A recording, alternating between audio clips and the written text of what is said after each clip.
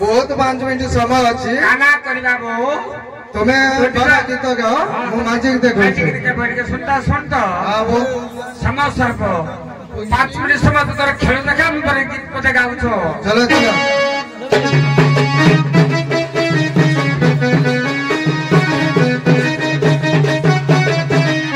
ए पंच मुंड पंचानन कलारे बासुकी कल्लो धारण शरण पसे के सुदया तोर काशी बासी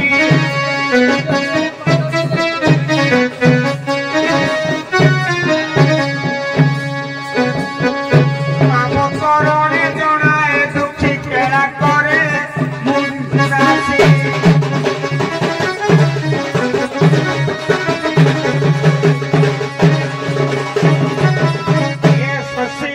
गंगाधर गलारे सफई गय सहार क्या अंडा दोष नेबारे दे दियो काशी बासी साहा हुआ मोर बंधु थी मु पद्म पयरे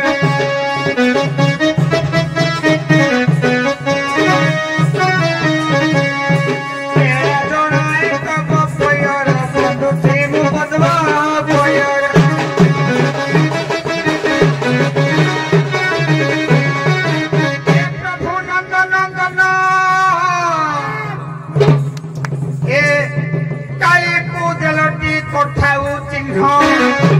तब पादरे जाए शरण दया कर नंदने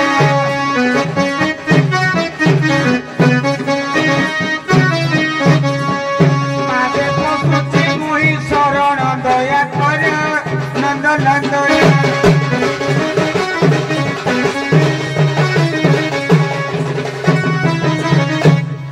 उभय कलाको आसतु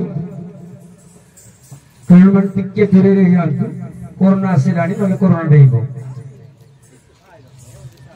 सभा तरफ प्रश्न प्रथम काल कहवा रामायण कथा वस्तु आमर शास्त्र कहे लोक कथा कहे जे चपल सोनार तैयारी हेले पाद तले रहिबो किंतु प्रभु रामचंद्र जेते बळे अयोध्या वनवास गले कठौ से कठौ केउथरे तैयारी हेतिला और तार पूर्व जन्मटा कोन थिला आज्ञा कठौ देवदार काठा तैयारी प्रभु पादुका पादुका जाउछन्ति से सेटा भरत हाथ पठाई देथिले पूर्व जन्म से जदिबा देवतार कहल तार पूर्व जन्मटा कौन हो जहाँ जानी कहल आज्ञा मु कहि नहीं से तुम प्रश्न नहीं तुम प्रश्न होउची अधिक समय चेष्टा करू चपल तो सोनार तेल पानी तल रही कही किंतु नंदीग्राम सिंहासन रही कठौ अयोध्या को शासन करिथिला जे पादतल रहा लोक से सिंहासन ऊपर रही अयोध्या को शासन करिथिला से कठौ केउथिरे तैयारी आ तार पूर्व जन्मटा कोन अयोध्या सिंहासन रे नंदीग्राम जो पूजा पाइथिला आगामी तारकासुर तारका रेखाक्षर मुंडर तैयारी होची रामचंद्र कठौ चिन्ह ताको प्रसाद आंब काठ तेरबा चित्त फल तैयारी एटा सर पळास काठ तैयारी आंब काठ नहीं नहीं शास्त्र कथा शुणुले रघुवंश काव्य देखिबो रामायण देखिबो प्रकृत रे स्वयं रघु राजा निजे मृत्यु पर से आंब गछ जन्म होइतिले एवं आंब काठ कठौ तैयारी थिला से आशीर्वाद पाइतिले जे मु केमति मो वंशर मर्यादा को रक्षा करिबि मो वंश उपकार लागिबि एवं तारका मत आशीर्वाद पाइथिला आज्ञा जे मु केमिति सिंहासन ऊपर बसी पूजा पाइबि नुहे अयोध्या को शासन करिबि समाधान करिबि शासन करिबि तेनु तार पूर्व जन्म थिला जो तारका से होती तारकार खपुर रे तैयारी हेतिला आज्ञा सुंदर कथा ताकर आंब काठ रे देई उत्तर आज्ञा ନା ସେ ଦେବଦାରୁ କହୁଛନ୍ତି ଆମ୍ବ କାଠ ତାଙ୍କର ସରି ଯାଇଛି ନାଇଁ ଶୁଣନ୍ତୁ ମୁଁ ତାଙ୍କ କଥା ଶୁଣିବାକୁ ଚାହୁଁନି ଆଜ୍ଞା ତାଙ୍କର ଦେବଦାରୁ କାଠ ବନ୍ଦ କଲା ସମ୍ପୂର୍ଣ୍ଣ ଛକି ରହୁଛି ଆଜ୍ଞା ଆଜ୍ଞା ତମର ଯେହେତୁ ତାଳିକା କହିଛ ଏବଂ ଖପୁରୀ କହିଛ ସୁନ୍ଦର ଭାବରେ ସେ ନିଶ୍ଚୟ 2ଟା ପଏଣ୍ଟ ଆସିବ ଆମ୍ବ କାଠ ଏବଂ ରଘୁରାଜା ଆଉ କେଲୁଣୀ କଥା କହୁଛି ତମେ ସମସ୍ତେ ଚିତା କୁଟାବାରେ ଧୁରନ୍ଧର ଠାକୁରଙ୍କ ଚିତା ତମେ କରୁଛ ଧରାଯାଉ ତମେ କଲ ପ୍ରଥମେ କିଏ ଆସିଥିଲେ ତମେ ଆସିଥିଲ ପିଲେ ଜଗନ୍ନାଥ ବଳଭଦ୍ର ଚିତ୍ର ତମେ ଅଙ୍କନ କଲ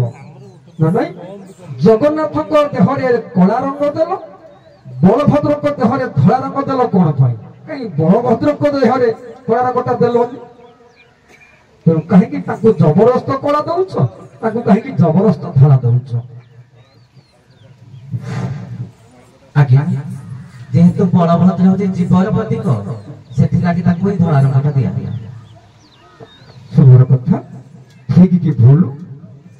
ଏପଟେ ମା ବଳଭଦ୍ର କାହିଁକି ବଳଭଦ୍ର 7 ରୂପ ଚିହ୍ନ ସେ ତ ଗଲା ଜଗନ୍ନାଥ କଥା କହିଲେ ଜୀବର ପ୍ରତୀକ ବୋଲି ତମ ପ୍ରଶ୍ନ ହଉଛି ସୁଭଦ୍ରାକୁ କାହିଁକି ତମେ ହଳଦିଆ ରଙ୍ଗ ଦଉଛ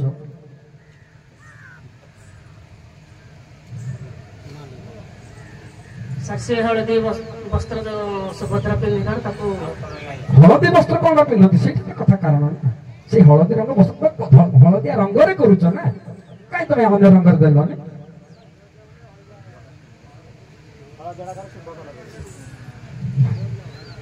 ସେଇଥିପାଇଁ ନୁହଁ ଜିନିଷଟା ହଉଛି